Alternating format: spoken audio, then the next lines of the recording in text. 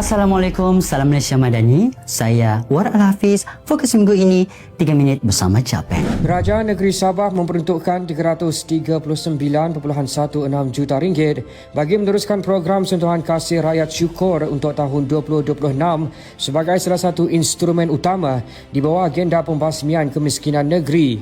Ketua Menteri Datuk Seri Panglima Haji Jin Noor berkata, bantuan syukur berkenaan telah distruktur semula pada tahun ini kepada kadar RM200 sebulan melibatkan sekitar 140,000 penerima. Jelasnya bantuan berkenaan juga merupakan inisiatif kerajaan negeri untuk melengkapi inisiatif kerajaan persekutuan menerusi sumbangan tunai rahmah STR dan sumbangan asas rahmah SARA serta bantuan-bantuan kewangan lain yang tersedia. Tahun lalu kita telah memberi bantuan kepada hampir 100,000 orang. Mereka yang tersenarai di dalam e-kasih. Tahun ini kita akan memberi bantuan kepada hampir 140,000 orang. Kerana kita tahu masih lagi ada senarai-senarai yang masuk dalam e-kasih.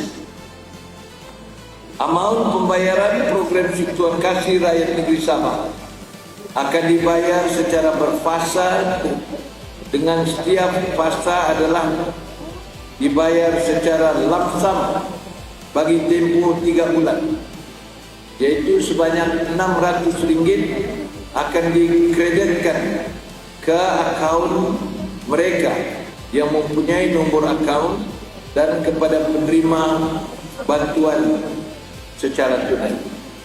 Beliau berkata demikian semasa majlis pelancaran program Outreach Syukur di Dewan Seri Tuaran di Tuaran pada Selasa. Untuk rekod, program syukur mula dibayar kepada penerima yang layak pada 11 Mac 2026 bagi fasa 1 dan pembayaran fasa 2 secara dalam talian juga telah dikreditkan ke akaun penerima bermula 23 Mei 2026. Sementara itu, pembayaran syukur fasa 2 bagi agihan pertama secara tunai akan dibuka bermula 18 Jun sehingga 23 Jun 2026 kepada penerima yang layak di seluruh negeri Sabah melibatkan seramai 17,848 penerima bantuan. Penerima yang layak akan menerima bantuan secara sekaligus berjumlah RM600 bagi tempoh terkumpul bermula April hingga Jun 2026. Dalam majlis yang sama, Ketua Menteri Datuk Seri Panglima Haji Jin Noor berkata, Sabah telah berjaya mencapai sifar Ketua Isi Rumah KIR miskin tegar melibatkan seramai 10,825 KIR. Berdasarkan data e-kasih, jelasnya sehingga 31 Mei 2026 jumlah KIR miskin tegar yang dikunci pada Januari tahun ini telah berjaya dikurangkan 100%. Menurut Haji Ji, kejayaan itu juga hasil pendekatan berasaskan data, penyelarasan bantuan melalui sistem pangkalan data negeri Sabah Padans dan e-kasih serta pelaksanaan pelbagai intervensi bantuan oleh kerajaan negeri dan persekutuan. Walau bagaimanapun, pencapaian ini bukanlah nokta kepada perjuangan kita. Kerajaan negeri menyadari bahawa masih terdapat rakyat yang memerlukan perhatian dan bantuan. Berdasarkan data e-kasih, sehingga 31 Mei 2026, seramai 57,710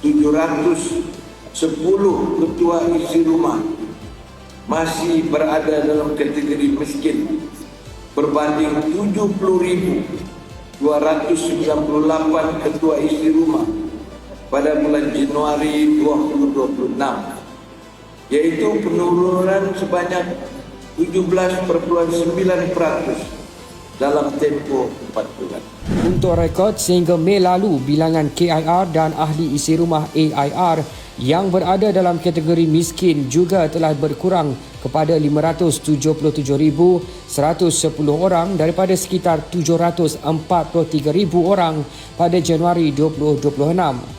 Kerajaan negeri akan terus melaksanakan program menoktahkan kemiskinan dan miskin tegar negeri Sabah dengan memberi tumpuan kepada penyediaan rumah mampu milik pembangunan modal insan, penciptaan peluang pekerjaan, peningkatan kemahiran, pembangunan ekonomi luar bandar serta bantuan kewangan yang bersasar. Sekian 3 minit bersama Capen, dapatkan info semasa dan perkembangan terkini kerajaan persekutuan dan negeri hanya di Capen Sabah.